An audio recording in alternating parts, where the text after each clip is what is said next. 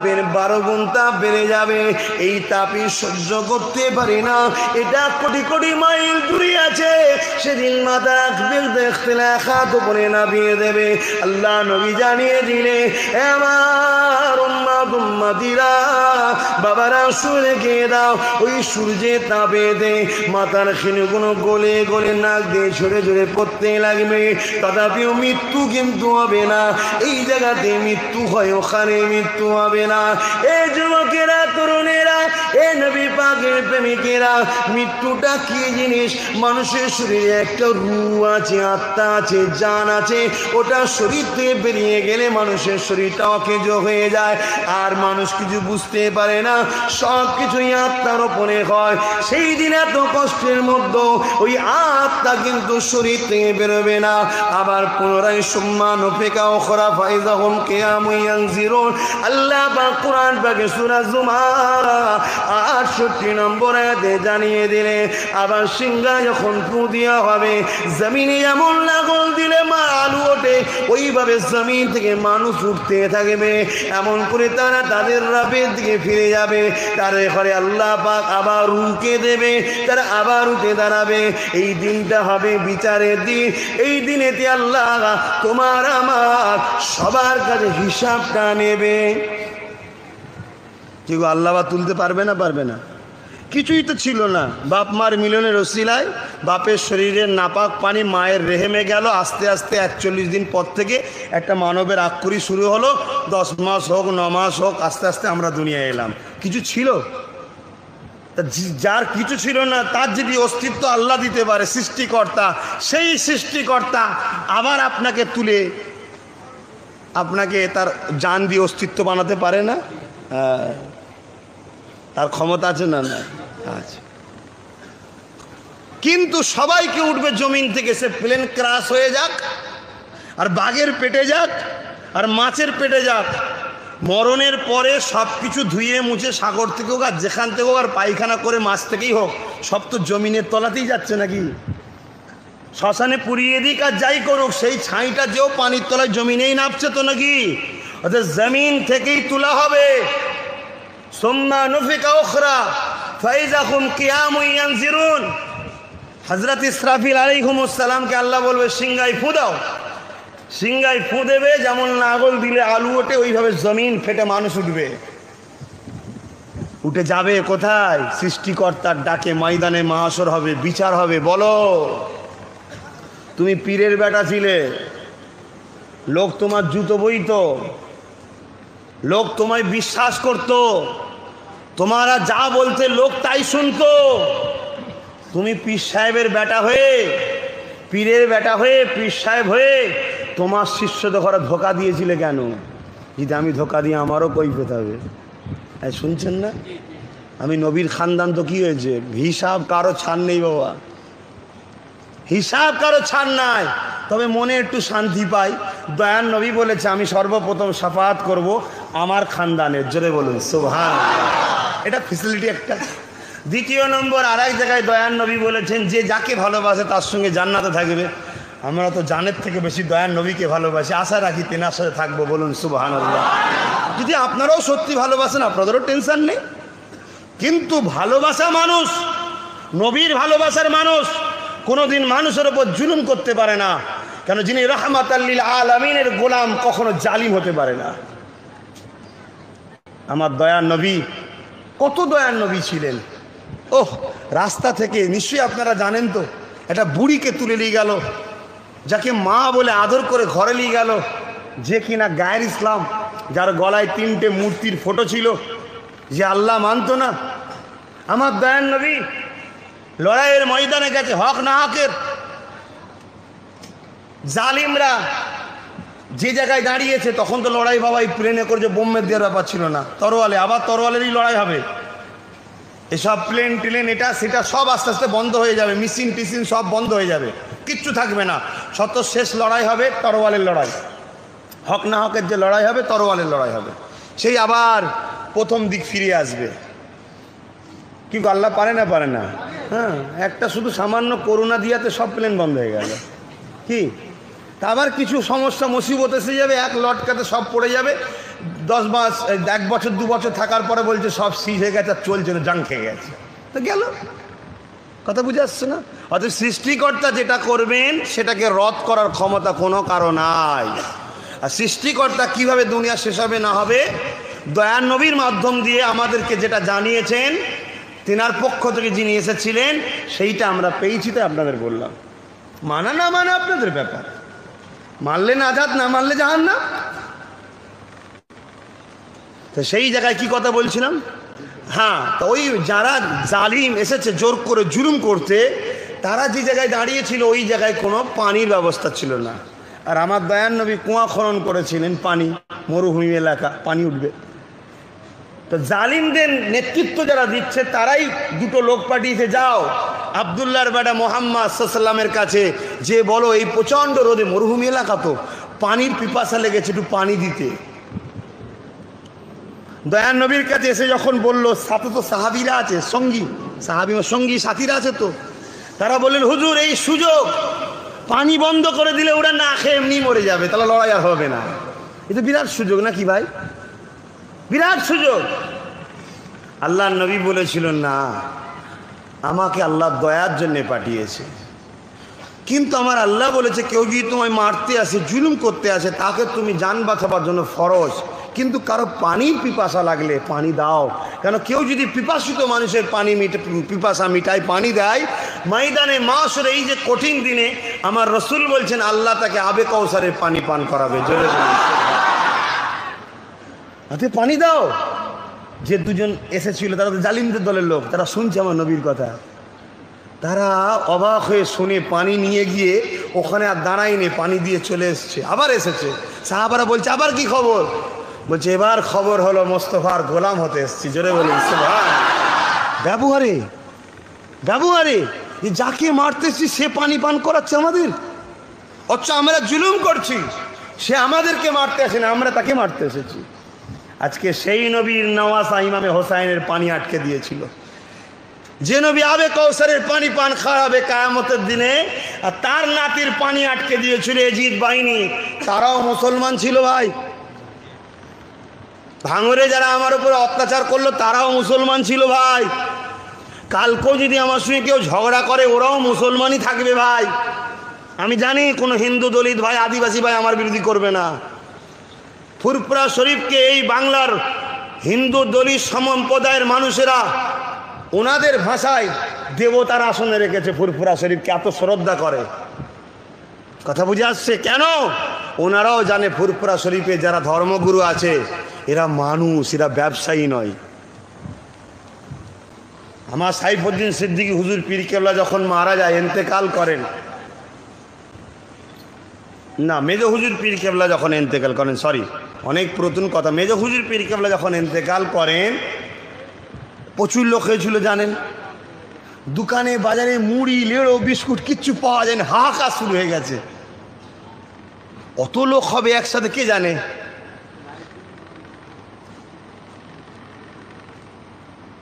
এই বিশাল জনসমুদ্রের মধ্যে দোকান টোকানে খাবার টাবার কিছু পাইনি, শুনছেন তো ভাই, খাবার টাবার কিছুই নেই। তো ওই সময় কি করবে, আমাদের হোসেনপুর বলে যেটা আছে, আইয়ে পাঁচমাদাতে যাবার পরে যে ওই হিন্দু পাড়াটা, দলিত নাকি সম্প্রদায়ের মানুষ যে পাড়াটা আছে, ওই পাড়াতে দুজন মানুষ তারা এসেছিল, মানে মরে যাবে খিদের জ্বালা, এত খিদে লেগে গেছে। একটা হিন্দু বাড়িতে ঢুকে গেছে, যে ডাক দিয়েছে মা বলে, একজন বউ বেরিয়েছে, কি খবর? মাথায় টুপি, মুখে দাঁড়ি, কি খবর? না আমি এসেছি হুজুরের জানাজায়, বহুত খিদে পেয়ে গেছে, আমার জান চলে যাবে, কিছু আছে? সে তো মুখের দিকে চেয়ে রয়ে গেছে। মানে এত মানতেন মেজো হুজুরকে ওই এলাকার আমাদের হিন্দু সমাজের মানুষ। বাবার জানাজায় এসছেন, আমার বাড়ি খাবেন, এ তোমার জন্য ধন্য। স্বামীর ভাত ছিল, স্বামী হচ্ছে মাতাল, ও রোজ বউ পিটত। এরকম সমাজে মুসলমানদের মধ্যে আছে না নাই? এই আছে না নাই? তাহলে সমাজে কিছু লোক খারাপ, খারাপের জন্য ধর্মকে খারাপ বললে হয় না, ও খারাপ, ও খারাপ, কথা ঠিক না বেটি? সেই জায়গায় রোজ মারধর করতো। স্বামীর মারের কথা ভুলে গিয়ে বেচারি সেই মুসলমান খিদে দেখে ভাত দিয়ে সে বেচারি খেয়ে জানালে হাত বুলিয়ে, আল্লাহ তোর ভালো করুক, আল্লাহ তোর পরিবার সুখ শান্তি স্বামী স্ত্রী মিল দোয়া করতে চলে গেছে। পরের দিন হুজুর কেবলা জানাজা হয়ে গেছে, আর হয়ে গেছে, সব হয়ে গেছে। পরের দিন হুজুর কেবলা দরবারে বসে আছে সাইফুদ্দিন হুজুর, আর ওই লোকটা এসেছে। আমরা চিনি তোর বাবা, আমাদের হুজুরদেরও চেনে, কাজ কামও করে, এসেছে হিন্দু সমাজের মানুষ। ওকে আগে আসতে দাও, কি হয়েছে তোমার? সেদিন ঝরঝর করে কাঁদছে।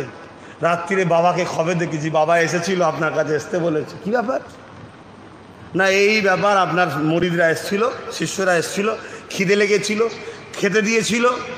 আমি বাবা আমার বউকে ওই দিন মারিনি, যে আমার বাবার মানে শেষ, তার ভাষাই বলছে, শেষ কাজে যাকে এসছে তাকে খেতে দিয়েছিস। আমি খুব খুশি হয়েছি বউয়ের ওপরে, মারিনি। তো বাবাকে আমি খবর দেখেছিলাম, বাবা তোমার কাছে আসতে বলেছিল। হুজুর আবার তাকে, গরিব মানুষ তো, কিছু দিলেন। সেই থেকে স্যার কোনোদিন বিবিকেও মারে না, তাদের মধ্যে পরিবর্তন হয়ে গেল, মিল মহব্বত। তাহলে ভাবুন আজকে গায়ের ইসলামের মানুষ তারা কতটা আমাদেরকে শ্রদ্ধা করছে। আর সামান্য পয়সার জন্যে, সামান্য হারাম খাবার জন্যে, সামান্য লোভের জন্যে। কারণ আব্বাস সিদ্দিকী যেটা করছি, যে আমার পথটা চলে যায়, তাহলে আমার হারাম খাওয়া হবে না, অতবকে মার। কথা বুঝছেন না? হাই রে আল্লাহ। ইমামে হোসাইন হুজুরকেও তো আল্লাহ লাঠি তুলেছিল, তরোয়াল তুলেছিল হুজুরের বিরুদ্ধে। কেন? হুজুরও তৎকালীন সময় যে নেতা ছিল, কে? এজিদ। দুর্নীতি করত, অন্যায় করত, বদমাশি করত, মানুষকে জুলুম করত, নারীদের ইজ্জত লুটত, শরাব পান করত, মানুষের হক দিত না, গুন্ডাগিরি রাজত্ব শুরু করে দিল। হযরত ইমামে হোসাইন বলেন, আরে এটা অত্যাচার হচ্ছে, অন্যায় হচ্ছে, জুলুম হচ্ছে, এটাকে মেনে নেওয়া যাবে না। এজিদ খবর পাঠাচ্ছে, হোসাইন তুমি আমাকে নেতা বলে মেনে নাও, তোমাকে কয়েকটা রাজ্য দিয়ে দেবো, বসে বসে রাজত্ব করো, আমার বিরোধী করুনি।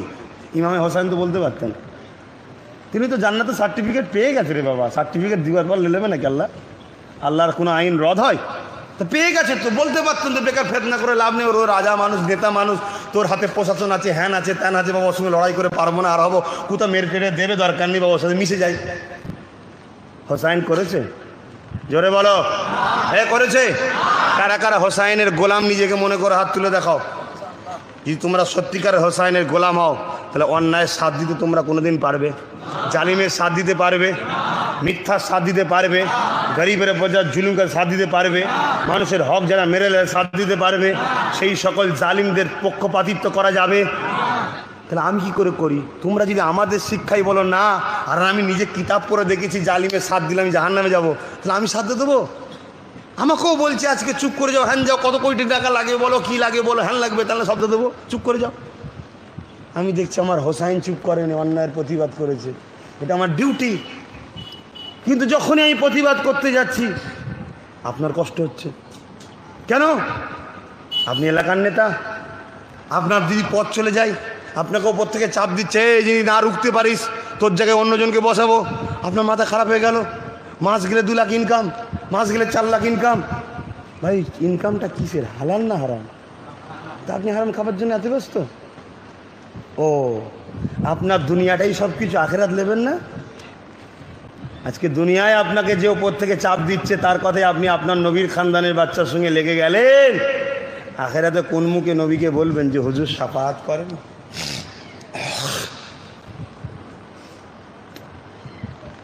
আখেরাতে কোনো কারো দাদাগিরি চলবে? সেখানে কারো কথা চলবে? সেই দিন কার কাছে যাবেন আপনি? বলেন কার কাছে যাবেন? নবী ছাড়া অন্য কারো কাছে যাওয়া যাবে? কেউ পারবে? নবী তো শাফাআতের জন্য প্রথম দরখাস্ত করবে আল্লাহর কাছে, তারপর আল্লাহ বিচার শুরু করবে, ঠিক তো? তাহলে আপনি তখন কোন মুখে যাবেন? সাবধান হন, পরিবর্তন হন, শুধরে যান। আমি আপনার বিরুদ্ধে নয়, আমি আপনাকে আমার সাথী হিসাবে পেতে চাই। আপনিও চলে আসুন, আপনিও চলে আসুন। আল্লাহ নবী দিন দুনিয়া বানসা বিবুল্লাহ জানিয়ে দিলেন, এ দুনিয়া মানুষেরা ময়দানে মাশরটা এত কঠিন হবে। বাবারা তোমরা ময়দানে মাশরের জন্য বেশি বেশি চিন্তা করবে, আল্লাহ পাকের কাছে কাঁদাকাটি করবে, আল্লাহ পাকের কাছে ক্ষমা চাইবে, রোনাজারি করবে। ওই ময়দানে মাশরে এমনও বাপ পাওয়া যাবে, নিজের ছেলেকে জমিনে শুইয়ে দিয়ে তার বুকের উপরে পা দিয়ে দাঁড়িয়ে যাবে। ওই ময়দানে মাশরে এমনও মা পাওয়া যাবে, নিজের মেয়েকে জমিনে শুইয়ে দিয়ে তার বুকের উপরে উপরে পা দিয়ে দাঁড়িয়ে যাবে। ওই ময়দানে মাশরে এমনও ছেলে পাওয়া যাবে নিজের বাপকে জমিনে শুইয়ে দিয়ে তার বুকের উপরে পা দিয়ে দাঁড়িয়ে যাবে। ওই ময়দানে মাশরে এমনও মেয়ে পাওয়া যাবে নিজের মাকে জমিনে শুইয়ে দিয়ে তার বুকের উপরে পা দিয়ে দাঁড়িয়ে যাবে। এক কথাতে যার উপরে যার জোর চলবে তাকে জমিনে শুইয়ে দিয়ে তার বুকের উপরে পা দিয়ে দাঁড়িয়ে যাবে। সাহাবা হুজুররা কাঁদতে লাগলেন, ইয়া রাসূলুল্লাহ হাবিবাল্লাহ, এরকমটা কেন হবে? আল্লাহ নবী জানিয়ে দিয়েছিলেন, এ বাবা সাহাবারা, ওই যে সূর্যের তাপেতে জমিনটা পুড়ে পুড়ে লোহা যেমন পুড়ে লাল হয়ে যায় ওই রকম লাল হয়ে যাবে, জমিনে দাঁড়াতে পারবে না। এই যার উপরে যার জোর চলবে জমিনে শুইয়ে দিয়ে তার বুকের উপরে পা দিয়ে দাঁড়িয়ে যাবে। এদিকে সূর্যের তাপেতে মাথার খিলগুলো গলে গলে পড়তে লাগবে। এ যুবকেরা, তরুণেরা, দুনিয়ার জন্য যারা আখিরাতকে হারাতে চাও, দুনিয়ার জন্য তারা খানদানে রাসূলের সঙ্গে বিরোধী করতে চাও, দুনিয়ার কাফের মুশরিককে খুশি করার জন্য যারা আমাদের সঙ্গে দুশ্মনী করতে চাও, কারণ আল্লাহ নবী জানিয়ে দিলেন, হে আমার উম্মত উম্মতিরা, যারা আমার খানদানের সমালোচনা করবে আমি রাসূলুল্লাহ বলে যায় তারা মুনাফিক হবে, মুনাফিকের ঠিকানা জাহান্নাম হবে। আল্লাহ নবী আর এক হাদিসে বলে যায়, মিশকাত শরীফের হাদিস, আব্দুল্লাহ ইবনে উমর থেকে, আমার উম্মত উম্মতিরা, কিয়ামতের শেষ দিন পর্যন্ত তোমরা মুক্তি নাজাত যদি পেতে চাও আমার খানদান কুরাইশের নেতৃত্ব মেনে নেবে।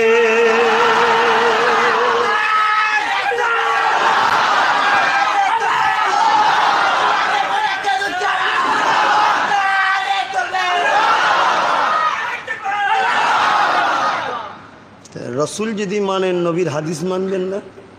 রসুল বলছেন কুরাইশের নেতৃত্ব মেনে নাও, আর এখানে মানা তো দূরের কথা, আপনি তাকে মারতে চাইছেন, তার বিরোধী করছেন কেন? একটা কাফেরকে খুশি করার জন্য, একটা জালিমকে খুশি করার জন্যে, একজন বিশ্বাসঘাতককে খুশি করার জন্যে। হায় রে আল্লাহ, আপনার দাদু কোথায়? আপনার পদ্দাদু কোথায়? আপনার দাদি কোথায়? আপনার পদ্দাদি কোথায়? কোথায় তারা? কবরে। আপনি যাবেন না? আপনার দিন আসবে না? 100 বছর পর তো যাবেন। কি মুখ দেখাবেন? কি মুখ দেখাবেন? আজকে বিভিন্ন জায়গায় মসজিদগুলো বন্ধ হয়েছে, সেই মসজিদে জীবজন্তু পশু পর্যন্ত চড়ছে। তো এই মসজিদকে বাঁচাবার জন্য আমার বলার স্বাধীনতা নেই? চুচুড়ার মসজিদে তালা দিয়া ছিল, মাদ্রাসায় তালা দিয়া ছিল, ওটাকে খোলার জন্য আমার আন্দোলন করার অধিকার নেই? কিন্তু আমি যখন আন্দোলন করতে যাচ্ছি আপনাকে ওপর থেকে বলছে তোর এলাকায় আব্বাস সিদ্দিকী যেন না আসে, ওকে রোক। আমি কি অপরাধ করলাম? এক কথা বুঝছেন না? বুঝেই আপনার তো বোঝা দরকার যে আমি সামান্য হারামের জন্য আমার মসজিদে সওদা করব?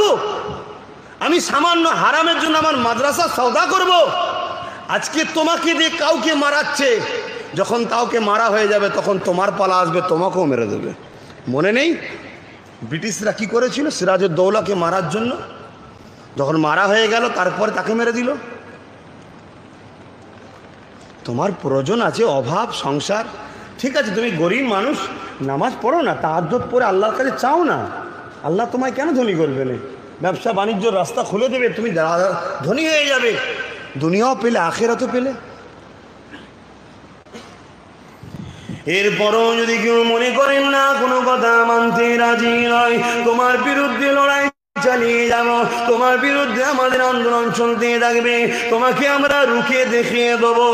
এ যুবকেরা, তরুণেরা, ইতিহাসের পাতা খুলে দেখে না ফেরাউনকে এমন করে ফেরাউন রুখতে চেয়েছিল। আল্লাহর বান্দা মুসা কালিমুল্লাহকে, ফেরাউন মিটে গেছে, মুসা কালিমুল্লাহকে রুখতে পারেনি। এই যুবকেরা দেখে নাও, নমরুদ রুখতে চেয়েছিল, ইব্রাহিম খলিলুল্লাহকে নমরুদ মিটে গেছে, ইব্রাহিম খলিলকে রুখতে পারেনি। ইতিহাস করে দেখে নাও, এজিদ রুখতে চেয়েছিল ইমামে হোসাইনকে, এজিদ মিটে গেছে, হোসাইন কিন্তু আজও মেটেনি। আজও দুনিয়ার জমিনে কোটি কোটি হোসাইনের জন্য কাঁদার লোক পাওয়া যাবে, কোটি কোটি হোসাইনের আলোচনার লোক পাওয়া যাবে, কোটি কোটি হোসাইনের জন্য জান দিবার লোক পাওয়া যাবে, কোটি কোটি হোসাইনের নাম স্মৃতি হিসাবে রেখেছে। কেউ ভুল করে একবারও এজিদের সাবরেসানি করেনি, এজিদের নাম রাখেনি, এজিদের জন্য কেউ কাঁদেনি। আর যখন কেউ এজিদের নাম লায়, এজিদকে জাহান্নামী কপাল ফাটা বলে ডাক দিয়ে নেয়, এজিদ ধ্বংসকারী বলে ডাক দিয়ে নেয়। ইতিহাসের পাতা খুলে দেখে নাও, হিটলার শেষ হয়ে গেছে। ইতিহাসের পাতা খুলে দেখে নাও, মুসলিম শেষ হয়ে গেছে। ইতিহাসের পাতা খুলে দেখে নাও, পৃথ্বীরাজ চৌহান ধ্বংস হয়ে গেছে। কিন্তু আমার মঈনুদ্দিন আজও কোটি কোটি মানুষের হৃদয়ে বেঁচে আছে।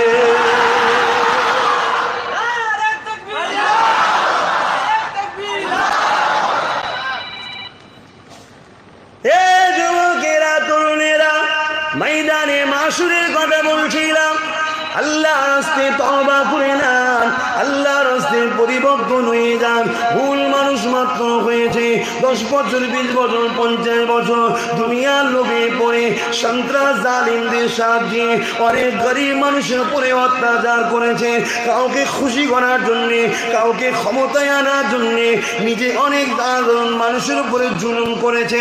ভুল মানুষ মাত্র হয়ে যায়, অন্যায় হয়ে গেছে, তওবা করে নেন, তওবা করে নিয়ে ফিরে আসেন, ফিরে আসেন। ইতিপূর্বে কুরাইশ বাচ্চারা রাজনীতির কখনো নেতৃত্ব দেয়নি। আজ যখন কেউ ডাক দিয়েছে ফিরে আসে, তওবা করে নেন, আল্লাহর দিকে আসে। আল্লাহ খুশির জন্য যখন সব কিছু করতে হবে, আল্লাহর সৃষ্টিকে যখন মহব্বত করলে আল্লাহকে মহব্বত করা হবে, নাই প্রতিষ্ঠিত করার জন্য একতা হয়ে যায়, সত্যের দিকে ফিরে আসে, নাই ময়দানে মাশরের কথা স্মৃতি রেখে দেবে যে কিয়ামতের দিনেতে আল্লাহ নবী এই কথা বলার পরে সাহাবা হুজুররা কাঁদতে লাগলেন, ইয়া রাসূলুল্লাহ, হাবিবাল্লাহ, এই জায়গায় আমাদের কি হবে উপায়? আল্লাহ নবী জানিয়ে দিয়েছিলেন, আমার সাহাবারা, আমার উম্মতদেরকে জানিয়ে দিও, তাদের কোনো চিন্তা নাই, কাদের চিন্তা নাই, যারা আমি রাসূল আমার আহালদের গোলামি করবে, তারা আমাদের সাথে খানা খাবে।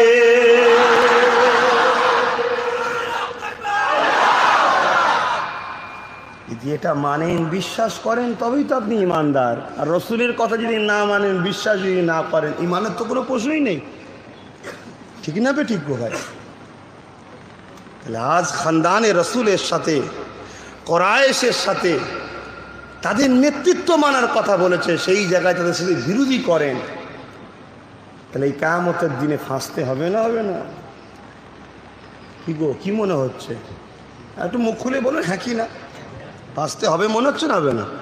আপনি বলছেন নামাজ পড়বো তো, ফাঁসবো কেন? রোজা রাখবো তো, ফাঁসবো কেন? আরে এখন লুটেলি, পরে হজ করে আসবো তো, ফাঁসবো কেন? বাহ, ভালো ধান্দা। এ কি অন্য ধর্ম নাকি? ডুব দিলেই পাপ মুছে যাবে? হ্যাঁ, তুমি হজ করতে গেছো, কত এতিম এখানে কাঁদছে, আল্লাহ আমার জায়গা দখল করে নিয়েছে। ও তুমি ওখানে কাবা তওয়াফ দিচ্ছ, লব্বাইক আল্লাহুম্মা লব্বাইক লব্বাইক লা শারীকা লাক লব্বাইক, হয়ে গেছে। হ্যাঁ, অত সহজ নয়, অত সহজ নয়। হযরতে আলী রাদিয়াল্লাহু তাআলা আনহু হুজুরের কথা তো আপনাদের বলেছিলাম, সব জানেন তো। লক্ষ লক্ষ হাজি জাহান্নামে যাবে, লক্ষ লক্ষ, একটা দুটো নয়। হজে তো সবাই যাচ্ছে, হাজি তো সবাই ভাবছে, কজনের হজ আল্লাহ পছন্দ করছে এটা দেখবেন না? আল্লাহ কারো মুখাপেক্ষী কি নাকি?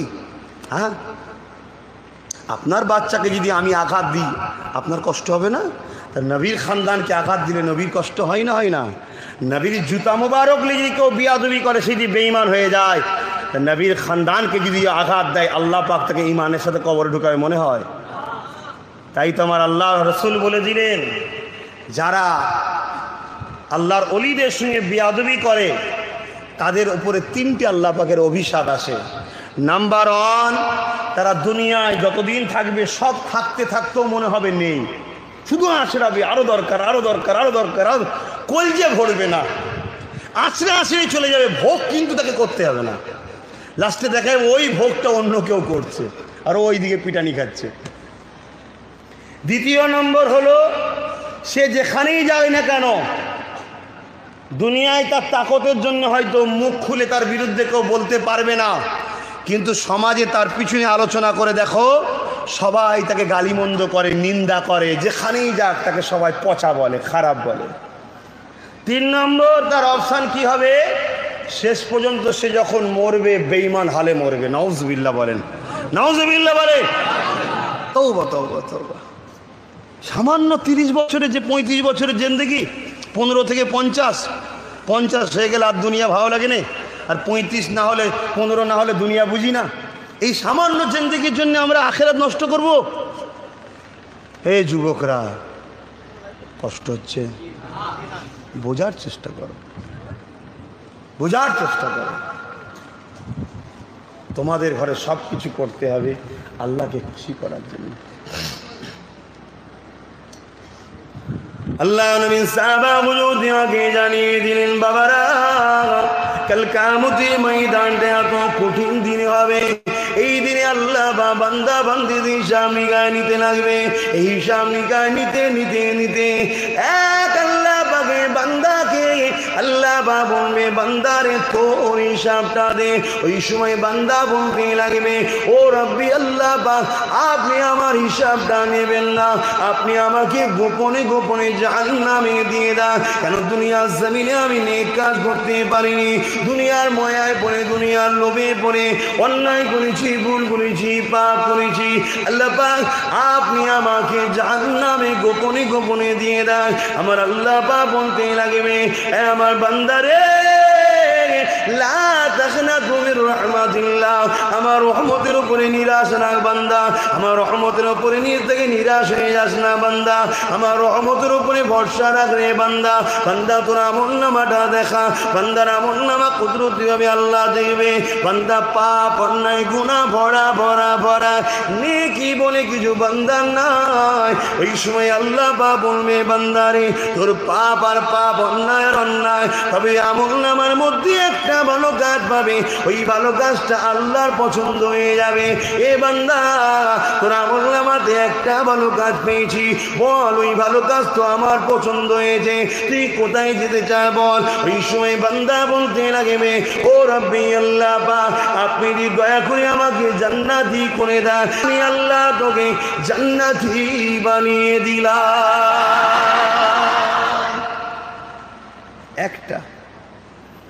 একটা ভালো কাজ, তার বিনিময়ে জান্নাতি হয়ে গেল। কি কাজটা ছিল ভাই? ইবাদত 2 ধরনের হয়, একটা ইবাদতে বাদানি আর একটা ইবাদতে মালি। হকও দুটো, একটা আল্লাহর হক, একটা বান্দার হক। পাড়া প্রতিবেশীর সঙ্গে জুলুম করা, এটা বান্দার হক। বান্দা যদি মাফ না করে, পাড়া প্রতিবেশী মাফ না করে, আল্লাহ মাফ করবে না। আর নামাজ, রোজা, দান, খায়রাত, এগুলো সব আল্লাহর হক। নামাজ কাজা করে ফেলেছেন, আল্লাহ চাইলে মাফ করে দেবেন কাঁদাকাটি করলে। কিন্তু আপনি একটা নির্দোষ অন্যায় করেন, তার উপর জুলুম করেছেন, কারণ আমি মিথ্যা কেস দিয়েছেন, কারণ আমি সমাজে মিথ্যা প্রচার করছেন, কারো আজকে কেটে কেটে অপমান করার জন্য ছড়াচ্ছেন, তাকে বাজারে পচাবার জন্য, এই যে তার উপরে জুলুম, এটা হলো বান্দার হক। যতক্ষণ নয় বান্দা মাফ করবে, আমার আল্লাহ কথা দিয়েছে এই পাপটা আমি মাফ করব না। সামান্য বাজারে ভিড়ে গিয়ে তোমরা একে অপরকে খুঁজে পাওনি, ময়দানে মাহশরে যেখানে শুরু থেকে শেষ পর্যন্ত মানুষ সব থাকবে, সেখানে খুঁজে পাবে তো তাকে, যে সেখানে যে মাপ চেয়ে নেবো। কথা বুঝছেন না? অসুবিধা হচ্ছে না? গরম হচ্ছে না? আমারও গরম হচ্ছে।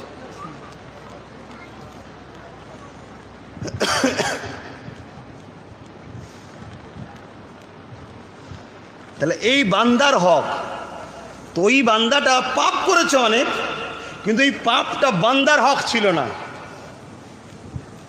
কথা বুঝে আসছে? আল্লাহর যে হক সেটা আদায় করেনি, কিন্তু এই বান্দা এমন একটা কাজ করেছে যে কাজটা আমার আল্লাহর পছন্দ হয়েছে। কি কাজ করেছিল? এক কাজে বেড়া পার। এক গরমের সময় ওই বান্দা যাচ্ছিল, দেখছিল রোডের ধারে, রাস্তার ধারে একটা মাঠে, সেই মাঠেতে একটা পশু বাঁধা ছিল।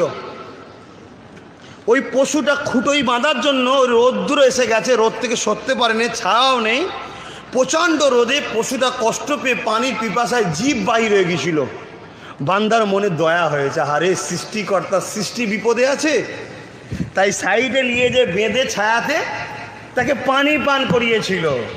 আমার আল্লাহ দেখে পছন্দ হয়েছে, আরে তুই আমার সৃষ্টির উপরে দয়া করেছিস, আর আমি তো মালিক, দয়া তো আমি তোকে দান করেছি, ওই দয়ায় তুই আমার সৃষ্টির উপর দয়া করেছিস, আর আমি তো দয়ার মালিক।